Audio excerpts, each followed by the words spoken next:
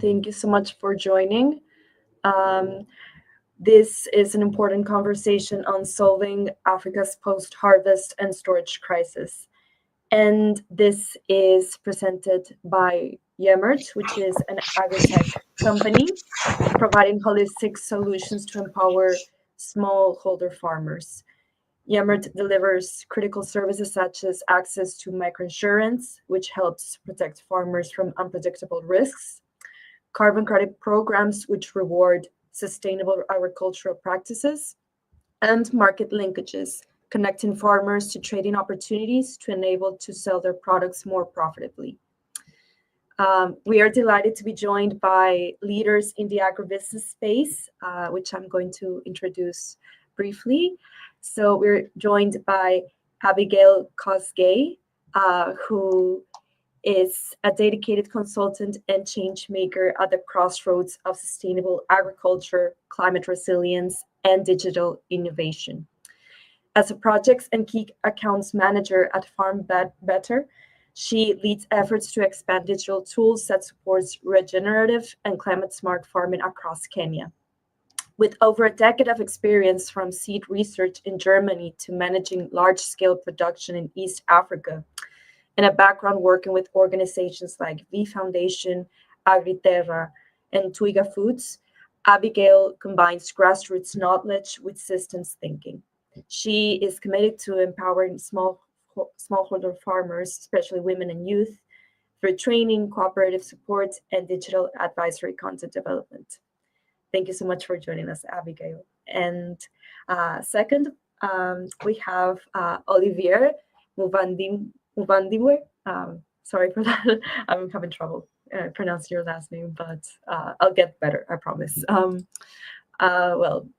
Olivier is an agribusiness and project management professional with over a decade of experience advancing inclusive food systems across Rwanda.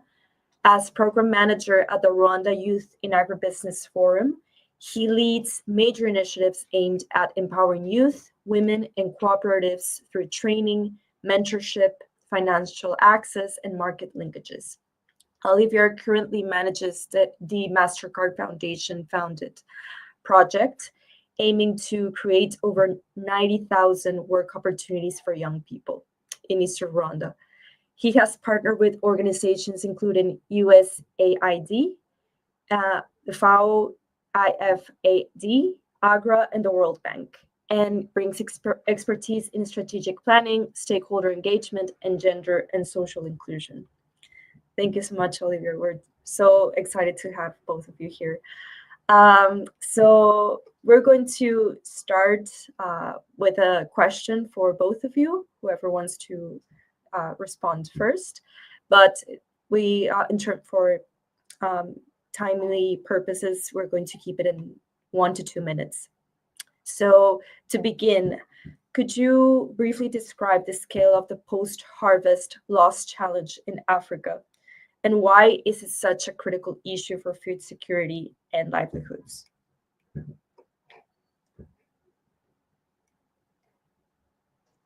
I start? Sure. Yeah. Thank you very much for the good questions, and I appreciate this platform because this is a platform that we enable us to really understand the food system, because sometimes the post-harvest losses are connected to unconnected the food system. So I can say that the post-harvest loss is a big problem in Africa. If you look at the statistics, on average, we can say that about 30 and 50% of food commodities are lost as a post-harvest loss. Mostly, if you look at maize, rice, most of the staple food crops that are produced in Africa, and also horticulture, mostly vegetables, they are lost. They can even reach to 50%. That's a very big amount of quantity that are lost. If we look at the statistics, show that about 1.3 billion metric tons of food are lost globally. And also about 50% of that is Africa. It's in Africa. And that indicates that we don't have for a facility. Maybe we don't know how to manage all those prevent that loss. And that if they are converted into monetary value, that's a big loss that can be used in even for the reinvestment in agriculture in Africa, for the African agriculture transformation. So that is very big challenges.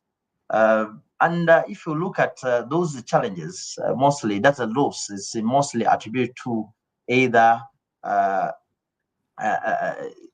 storage issues, pest infestation issues, infrastructure gap, improper harvesting practices, which are really a very big concern. And we need to build the capacity of our farmers and even construct some facilities that enable us to reduce the post-harvest loss for our farming activities. Thank you very much. Thank you so much, Olivier. Would you like to add further to that, Abigail? Yeah, I think as I went deeper into actually understanding the scale of post impact loss in Africa, and I ran into an article by World Food Program which indicated that uh, the amount of food loss in Africa is far much than the amount donated through AIDS program per year. And that's a very staggering loss. And as Olivia mentioned, 50% of the biggest loss is in horticultural produce, more so in tomatoes, particularly in Kenya. The more perishable a product you're harvesting, the more easily the higher the amount of losses that you can incur within the value chain in fact within a year. I was even surprised to see that there are losses in dairy coming in with a 4.5% loss, indicating a very crucial fail part of the value chain, because dairy, there's high demand for dairy products, and the cost of dairy has not gone down for a while. So telling you that there are within the system of the value chain, there are things that result in those losses that can be mitigated if there are more like farmer-centered solutions. And as we continue with this discussion, we are going to be uncovering more. Back to you, Alexander. Thank you so much, Abigail and Olivier, for these insights. And this is very concerning. This is statistics. Yeah. Yes, but following up on a little bit on that, actually, during our last webinar, we were talking about the importance of agricultural value chains. So, can you reflect on the role of these value chains, that how they play in both perpetuating or potentially solving the post-harvest crisis? How can value chains better coordinate to reduce waste and improve efficiency? Could you, either of you, whoever wants to start? I can start. I think first of all, before we look at an individual value chain, we look at more like in a broad perspective, where what are the challenges that do farmers face that result in post-harvest losses. And some of this is not even one specific value chain, but it's because it involves a lot of stakeholders within, right from production all the way to the fork.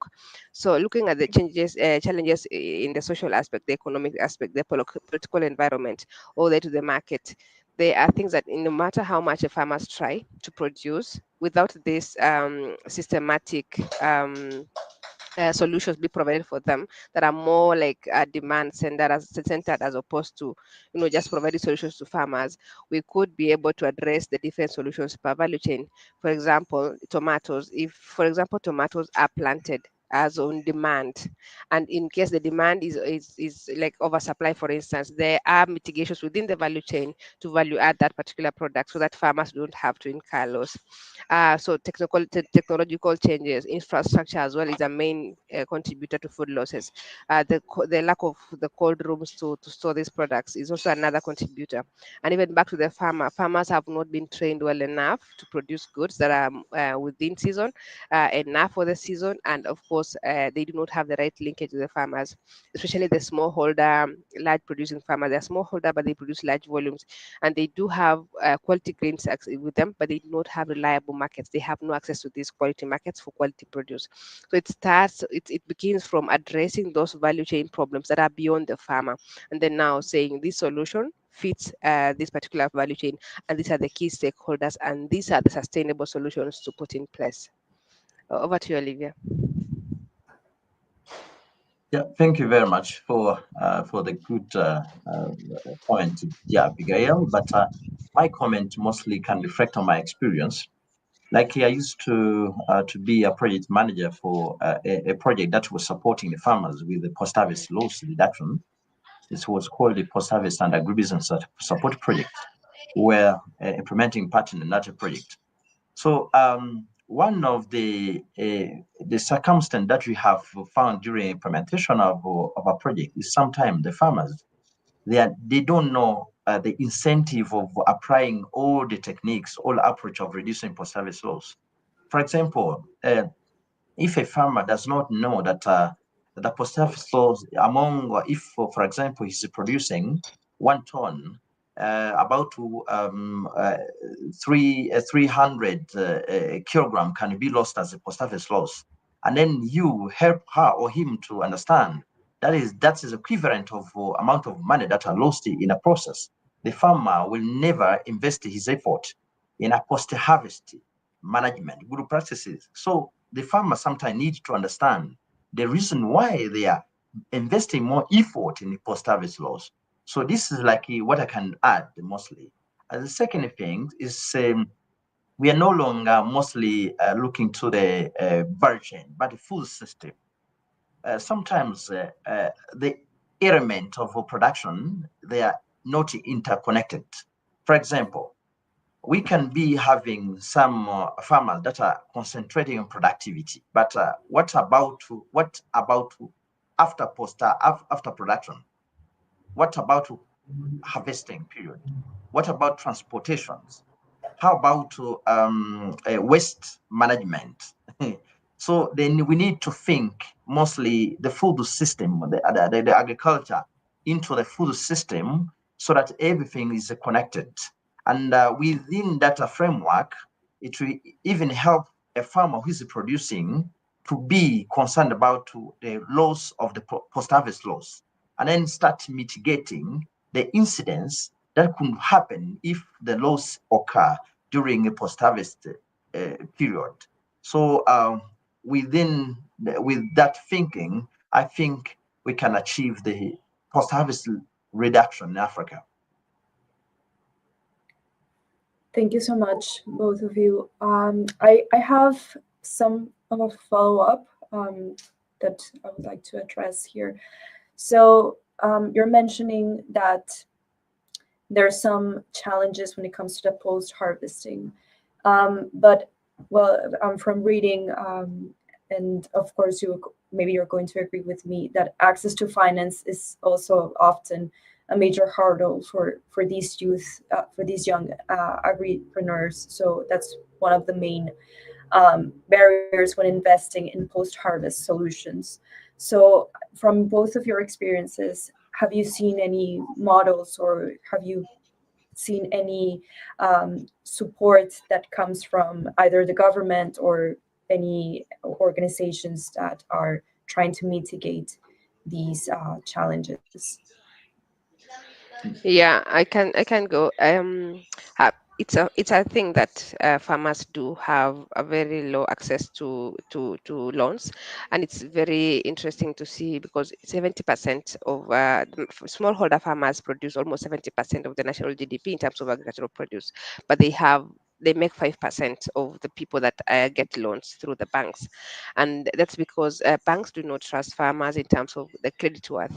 So in our interventions in different projects we are still piloting, and some have been successful, when you provide platforms that provide farmer data and that farmers can continual record keeping, farmers can have their credit accessed. And so a farmer's credit worth can have a higher credit worth, gives the farmers a chance to go to the bank and say, loan us this amount of money. Alternatively, it's a providing bundle services that go beyond, that provides both the security for the farmer and also gives the lender some bit of leverage. For example, yeah, cooperatives, for example, they provide farmers with everything they do need during the production cycle. So if it's feeds, it's vaccinations, if it is dewormers or anything that the farmers did need for their crops, they do provide that as a service. And then if there's some money associated to that, is a check off at the end of the month for that, from that particular farmer. So that alone has created a system that farmers have a credit worth within their cooperatives.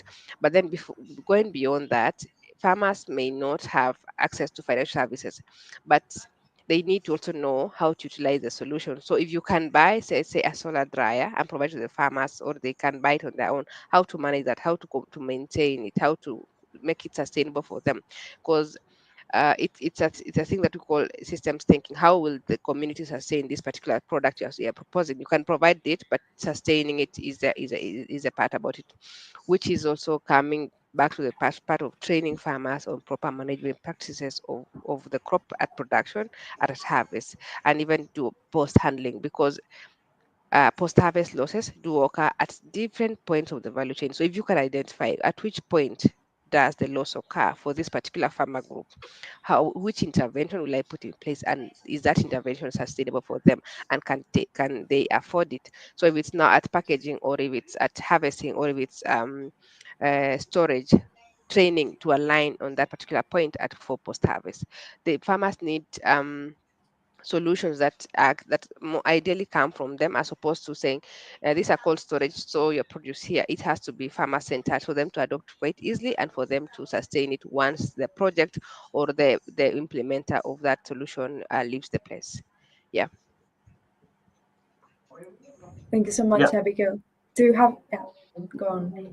yeah. Thank you very much. Actually, access to finance for the farmer mostly it's a very big challenge, not only Yep. in Rwanda but across Africa or across the globe. Because the financial system need to understand that agriculture is a way to invest. But something is done. Mostly, let me give you an example. In Rwanda, the government tried to, through different projects, like I say, past service on the agribusiness support project and other initiative for through the development partners, they facilitated the establishment of post-harvest facilities. Mostly, we have the dry shelters. If we have, for example, maize chain, there was construction of dry shelters that enable the maize to dry on the required moisture content, so that we can prevent aflatoxin contamination, which is very challenging for post-harvest loss for the maize and all cereals in general. And also another support, mostly because uh, financial cannot be just assured for the farmers. Mostly, there is a temporal construction of dry shelters. Every farmers build the dry shelter in homestead so that they can really complement with the permanent infrastructures used to as a dry shelters or as a storage facilities to prevent post-harvest loss. But as you asked, the initiative that really support with access finance, mostly looking to the node of post-harvest. Like I know the initiative developed by what the food programs in Rwanda. It is an initiative that provide the output loan for the farmers, so that it can enable them to really invest in harvesting, the speed of harvesting.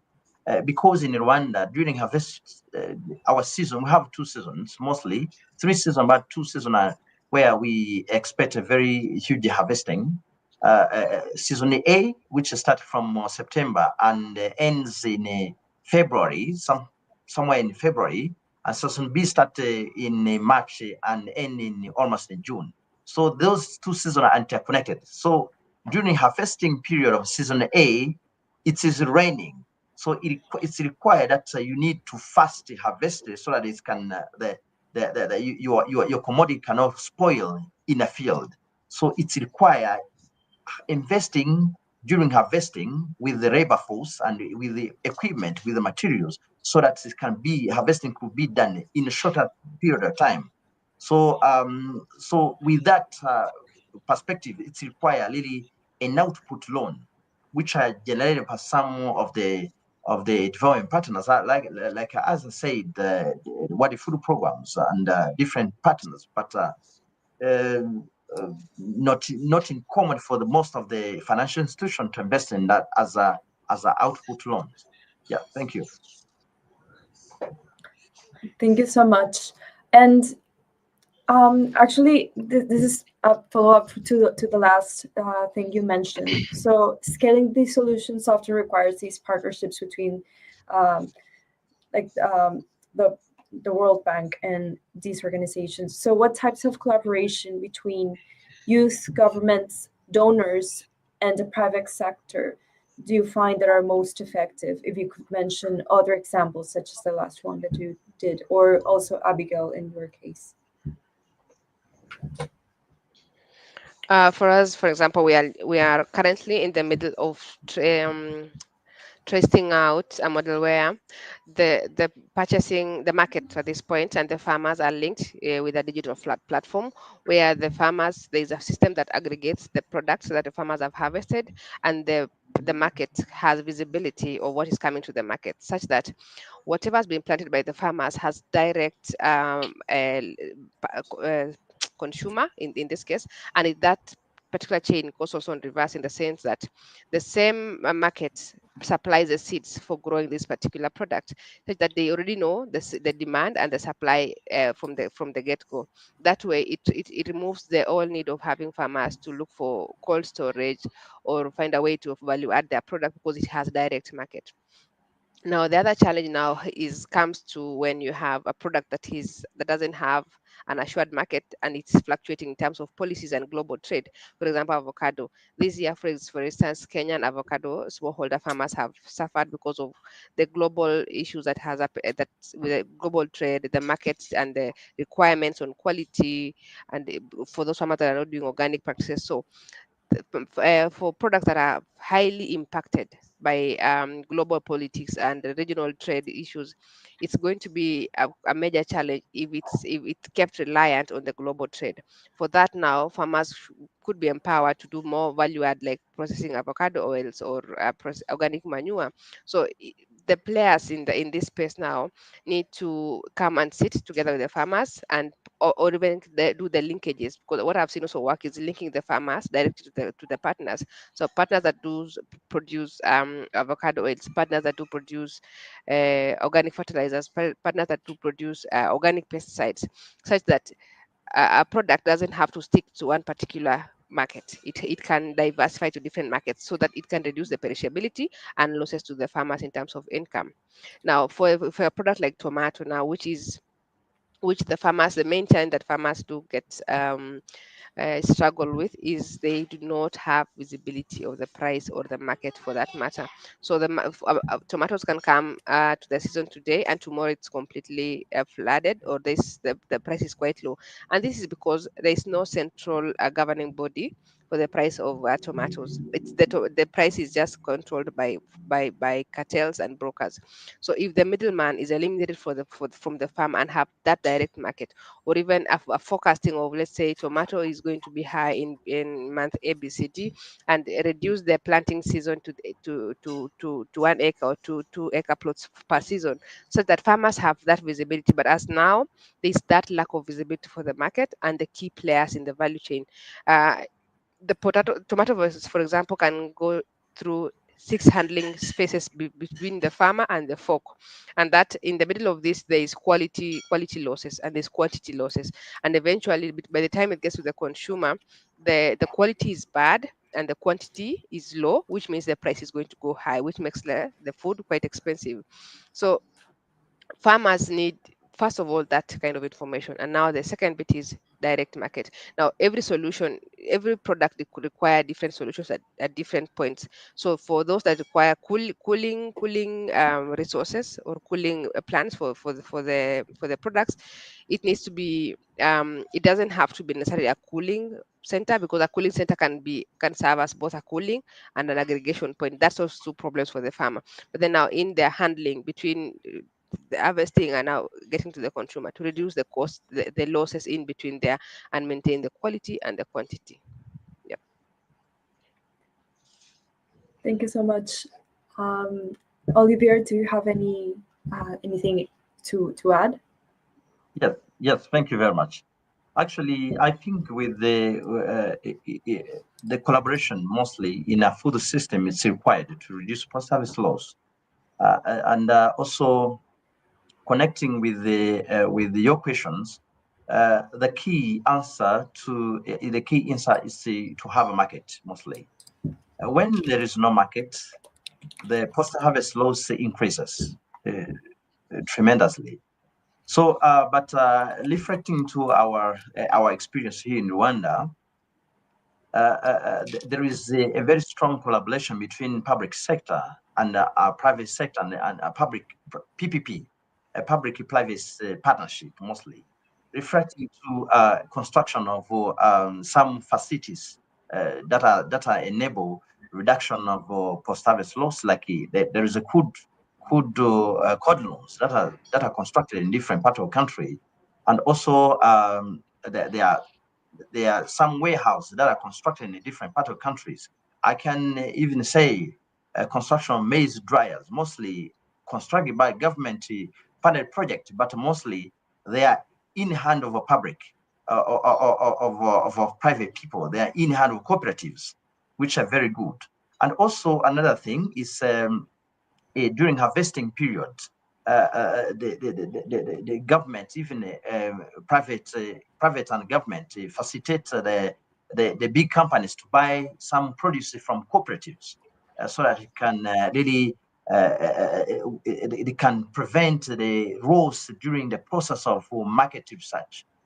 Like in Rwanda, we have a potential company. If we look at the value chain of maize, like Ajax and East African exchange market. It's Ajax, called Ajax, and also IF, All Africa Improved Food. They buy major quantity, over 80% of the quantities that are produced as way of preventing the loss during the process after harvesting. And also looking to even the government has a very strong organization called Alami, a program called the National Strategic Grain Reserve Program that buy major quantity from farmers as a way of preventing them lost during in a storage. And also looking to some of the other value chain, like horticulture mostly. There is the plan for the construction of different facilities that are process horticulture. Horticulture crops, them can be tomatoes, something like that, so that at least there is no loss during after harvesting. So I think collaboration between private, public, and private public partnership is very required to achieve the potential reduction of post-harvest loss. I cannot forget youth. Like our organization are engaging in empowering farmers to reduce post-harvest loss. And that is the concern of helping the farmers to understand why they are investing the effort, additional effort to reducing post-harvest loss. This is what our organization do with the cooperative that we're supporting for the last 8 years. So this is a very good partnership and collaboration to achieve. Thank you so much. I have a couple of follow-up questions. I'll go first with Abigail. So when you were saying about diversifying the market being one of the main pathways probably, but also I wanted to touch upon climate change and weather unpredictability and unpredictability of overall these crops. So if you could just elaborate, how can farmers adopt safeguards for their yields after harvest, or how can they accommodate? Yes, I hope my question is a bit clear. I went all over the place. I'm sorry. It's okay. I mean, looking at climate change, you can look at it from two different sides. First of all, if you do not address the issue of post-harvest loss, you are contributing to climate change, because with more food losses, it means farmers will be clearly clearing more agricultural land to plant more, to feed the growing population, and because there is constant high demand for food, so farmers will be clearing and more land so that they can grow crops, which leads to more climate change.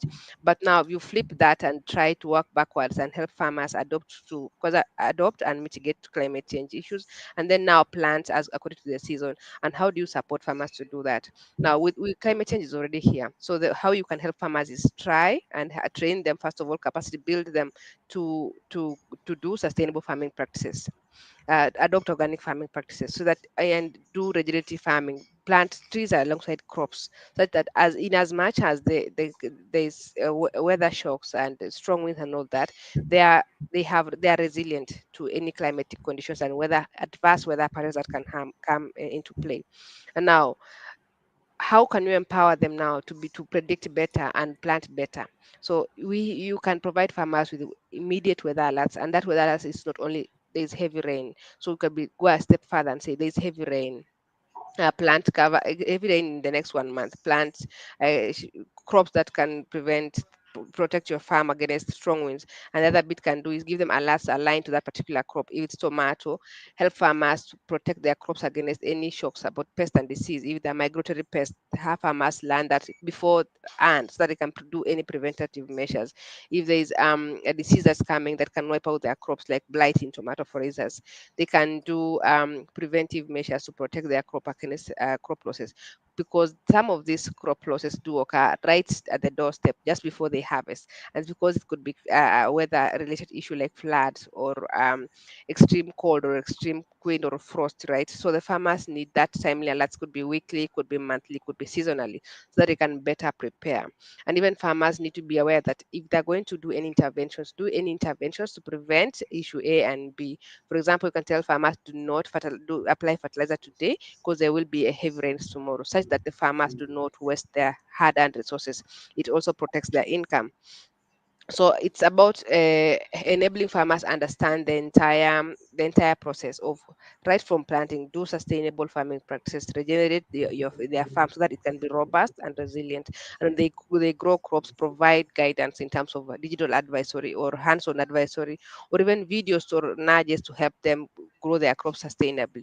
And then now you provide that linkage to the right markets. If the market, you can bring the market closer to them, or for example, there are companies that do go and harvest on their own and weigh in their farm, and then pay the farmers right then there. At that point, you already cut down harvesting losses. And our farmers also, if they do not, there's a habit that farmers, they sell when they surplus. For example, maize, they do sell all their maize because they do not have proper storage conditions for maize, so they sell and then they buy that maize back 4 or 5 months down the line when the price is quite high. So they have not been helped at that point, because they're going to be just going back to their pockets, use their hard hand money to buy back the produce that they could have stored. The alternative is to help them access proper storage conditions, or even transform what they have into something that can be stored. So that's a value add for them. So I think about it is looking at working with that particular community, look at the structures they do have, their systems they do have, the challenges, their pain points, and then tailor make their solutions to what they can maintain for themselves at that particular point. And then if farmers get that direct market connection in time, that they'll be at a better position in terms of economic situation and the nutrition of their homes. Thank you so much, Abigail. I don't know if Olivier, do you have anything to add to that Yeah, section? yeah, Okay. thank you very much. Actually, the climate change is very a serious issue, mostly if we look at the global African context and the global context, but on African continent or globally, even in Rwanda, we have adopted the what is called the NDC, National Determined Contribution, where there is agriculture commitment has been very huge, because the agriculture, it was discovered that agriculture contribute to climate, to greenhouse gas emission, and that is climate change mostly. So within the adaptation strategies, mostly, I can say that there is a need to create some varieties that can really be drought tolerant. That can area maturely, so that it can prevent that a period of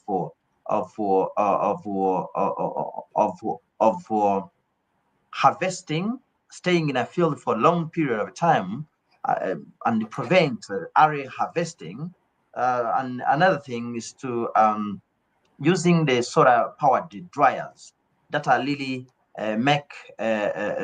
repress the normal solar, I mean, the normal drying with using a solar rays, which can take a very long period of time.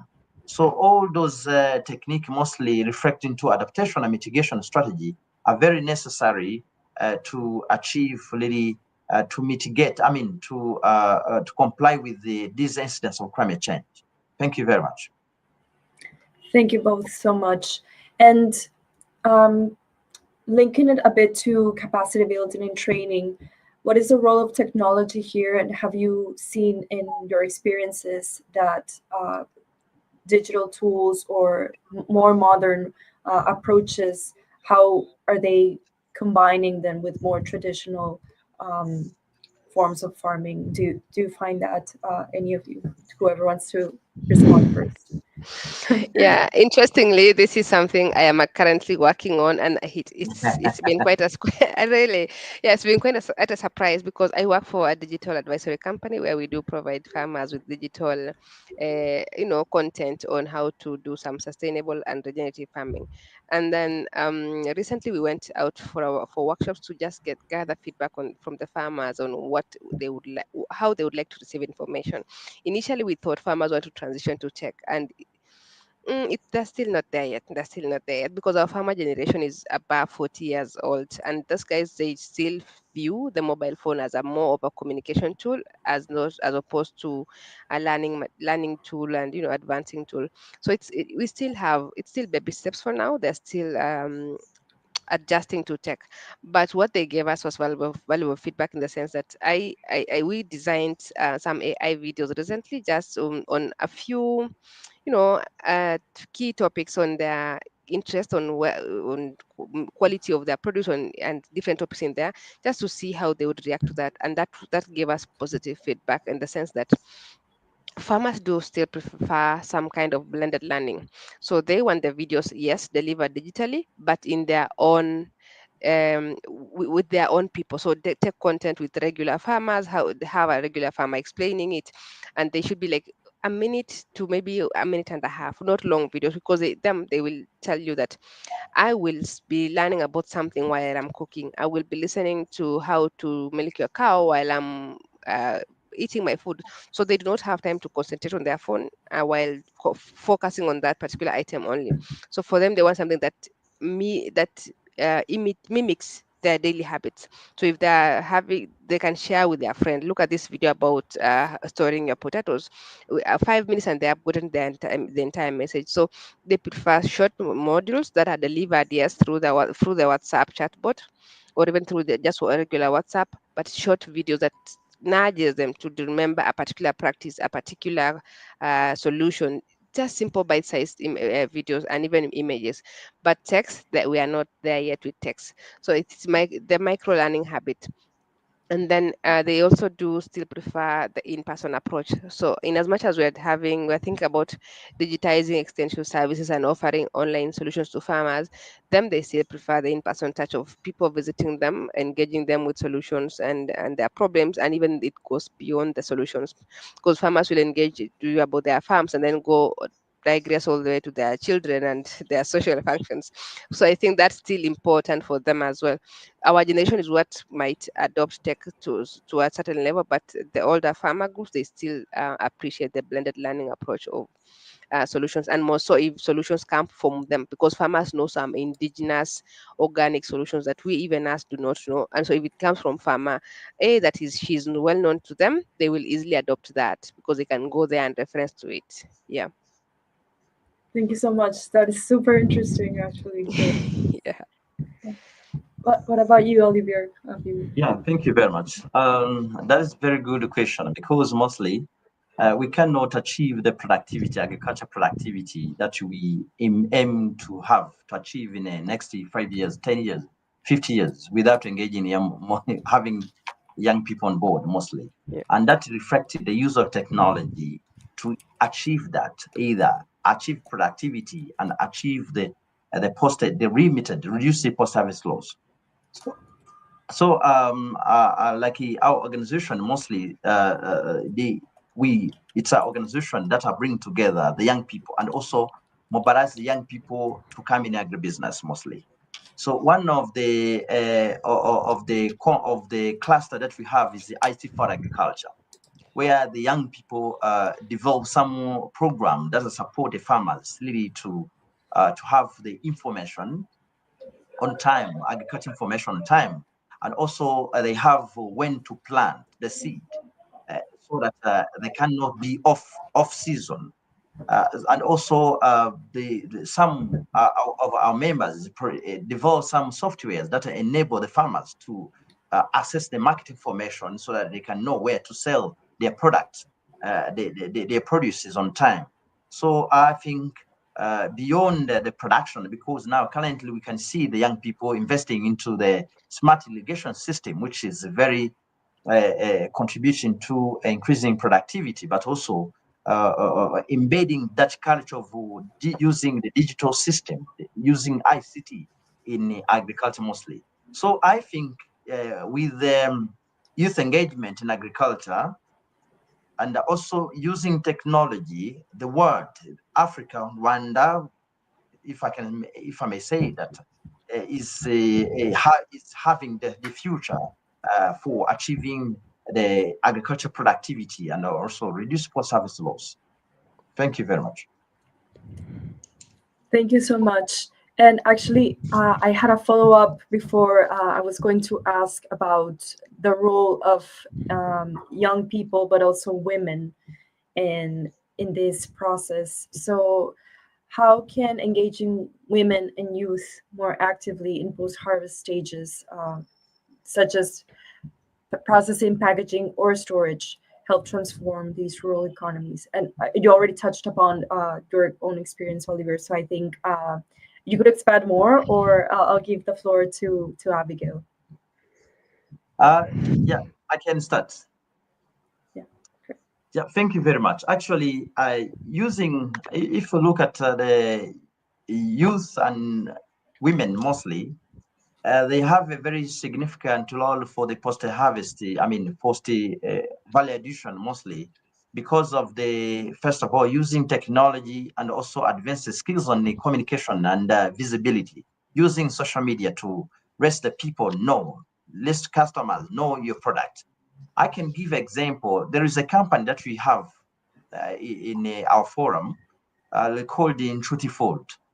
They are made of the smart young people that are really invested in reducing the post-harvest loss for the chili, and they process a chili, and they use social media to promote their product on LinkedIn, Twitters, and Instagrams, and everywhere. Now they have got different marketing across Europe and across Asia, because of that energy, creativities of marketing, and also that creativities of blending, that a creativity of adding value to chilies, which intended to be lost in a field as a post office loss. So I think technology adoption by youth, social media usage, and also blending, the capacity of blending communication visibility for the young people, especially women. It's a key toward that vision of post-harvest loss reduction. Thank you so much, Olivier. Yeah, thanks. There's something I've also observed when it comes to different value chains and the participation of women and the youth. First of all, the importance of involving women and youth in any solutions or interventions towards reducing post-harvest loss is as very critical as any other, because first of all, I like the way women are actually multipliers in any aspect of their life. So whatever you teach one woman, be sure they will teach the next woman. And as opposed to the other gender, most of them they they retain the information. So I usually really I'm not even being biased here, but because women talk about different things when they're just speaking, they might end up passing information without even meaning to. So I usually think that projects that involve both men and women is very key, especially if you have both women in leadership and also part of the decision making process.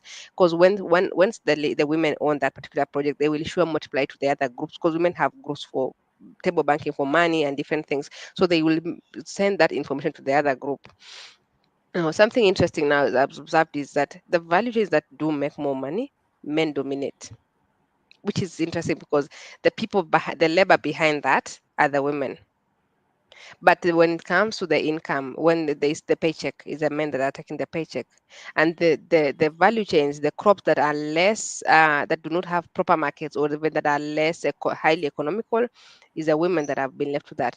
So part of the training is to bring them to the same level. If it's dairy, if it's maize, if it's bananas, if it's tomatoes, let the women also lead the value chain, because when the women lead the value chain, they get that feeling that they own the process as well, as opposed to delegating them to production and harvest and packaging only. Have them included in the entire value chain.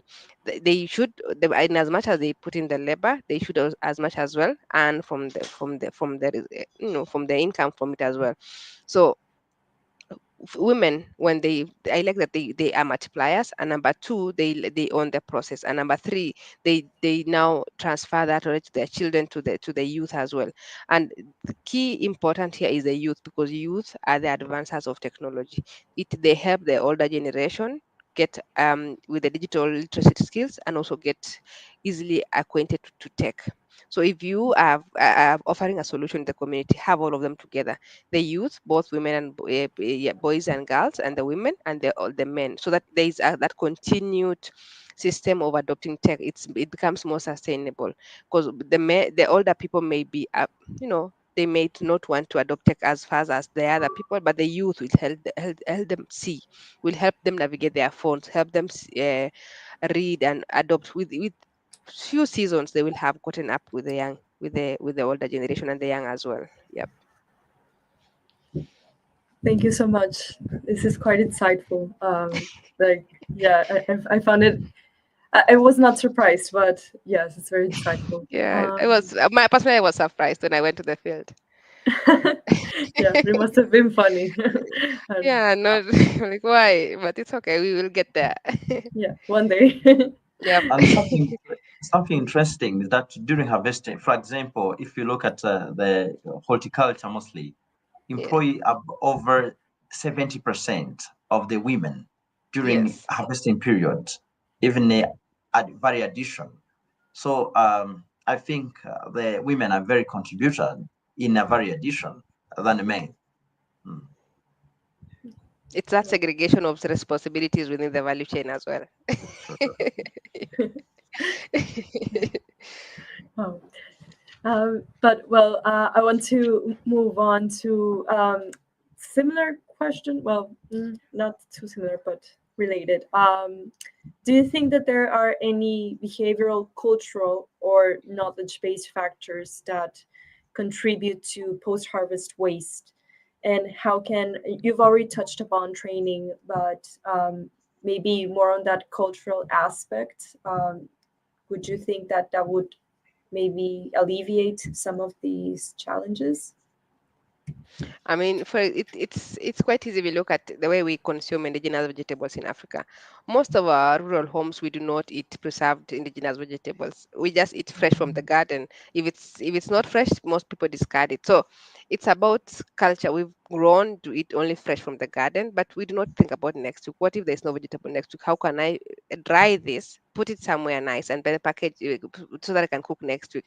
So it's that idea that we have to eat a particular product in a particular way only, not different forms. So we just consume at one particular form that we were accustomed to, and not embrace all the other forms of this product that it can undergo. For example, avocados, even mangoes that can be frozen into crisps, or even frozen and then can be eaten late, consumed later. We've been accustomed to eating only fresh produce and not exploring even the most traditional ways of preserving that particular product. The other cultural aspect I could think of about is uh, for example, milk. In some communities, milk is processed differently and is consumed differently in the other community, right? And so, like for example, is it cuddle milk? What is the word in English? It's cuddle milk.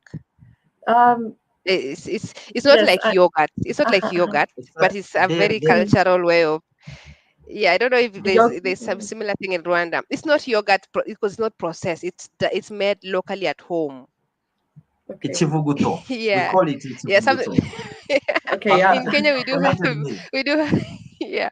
So in Kenya, we do have a community that produce mursik, and it's only consumed within that community in that particular form. No other community consumes that way. So if it's in excess, it will of course be thrown away. So that's the most basic cultural barrier I've seen that can contribute to food loss. Over to you, Olivia. Yeah. I support your statement because mostly in Africa we have grown that knowing that we only preserve like a grain and cereals, but for the Yes, horticulture we consume it fresh, and that culture really enables to eat something fresh and then reject the rest of the part without thinking that even the rest of the part could be used in a different as into different other products.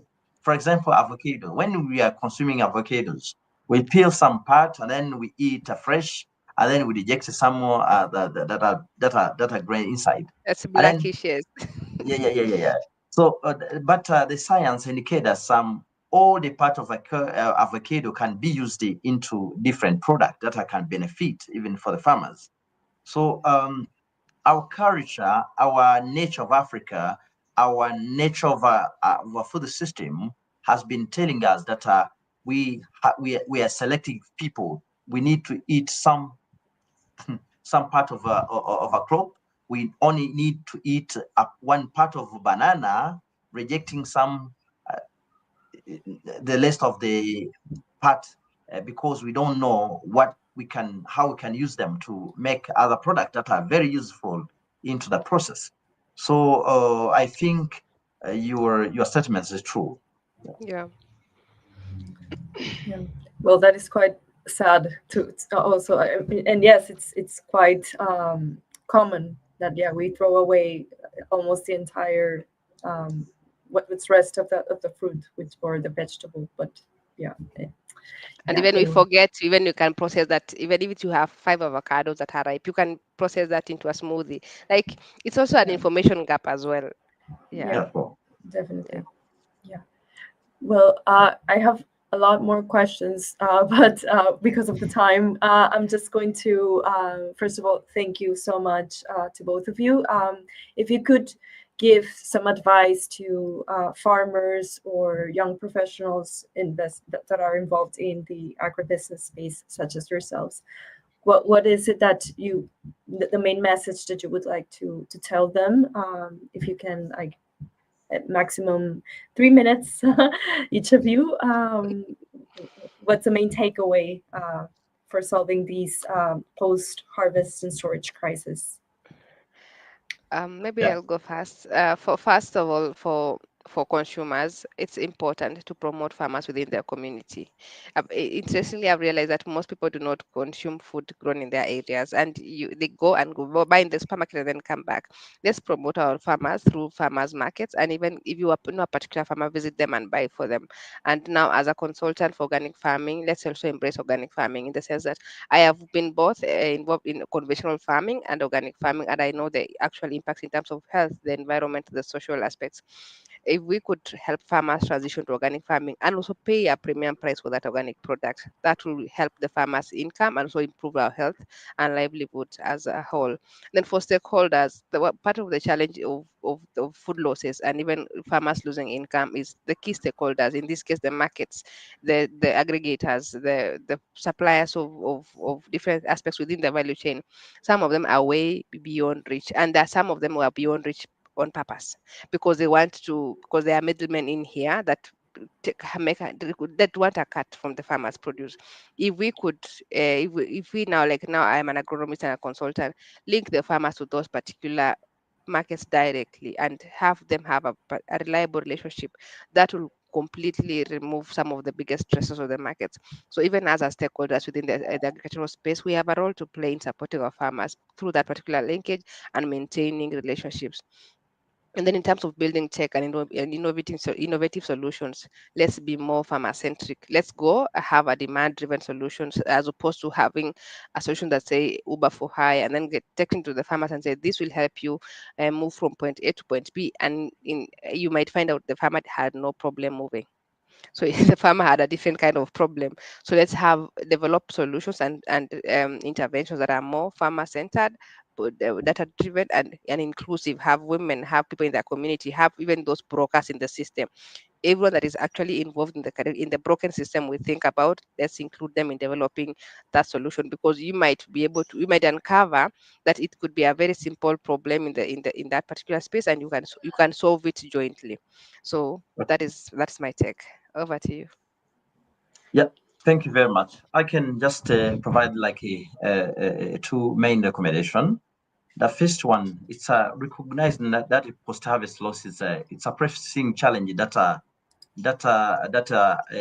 really in the African food system, but also a transformation opportunity for the young people, because in every value chain node there is opportunity. If we look at harvesting period, a harvesting process, the young people can benefit uh, uh, as a business, as a project. During, even if you look at these areas or promoting the entrepreneurship for the young people can benefit from all the process where the food are roasted, either during harvesting, during collection, during a collection of harvest to the storage, during a storage period, during transportation as a logistic business in a logistic, and also during the market up to the consumer. So there is a very huge employment opportunity. There is a very huge business opportunity, though it is opportunities attributed to the post-harvest laws. Second, it's a collaboration. Currently, we are now in a food system, in safe food system. We need everyone to think about agriculture as a system. Before I do farming, I need to look at then what after harvesting. Then I need also to look at what after harvesting. What about transportation of my produce? What about what are the policies that are supporting me? I was I was having discussion with young people mostly, asking them about the government national policy that where they base the intervention whenever they are doing some investment, like in Rwanda. There is a strategic plan for agriculture transformation, which now has some priority area that can support some initiative in post-harvest management. So connecting all the policies a climate smart agriculture, investment support, access to finance, access to market, productivity, all those must be interconnected within one component of full system, so that with data system thinking can help us even to achieve the maximum reduction of post-harvest loss. So I think that's two recommendations I can give. Thank you. Thank you both so much. This has been so insightful, and well, it seems like it's a problem that requires a collaborative solution, a very big problem. But yeah, well, thanks again. I really enjoyed talking to both of you, and to the rest of the audience, thank you so much for being here, for joining this conversation. If you want to be involved in more dialogues like this, please make sure to follow us on social media. We are on LinkedIn, we're on Facebook, Instagram, and on YouTube. So thanks again, everyone, and have a lovely evening. Bye.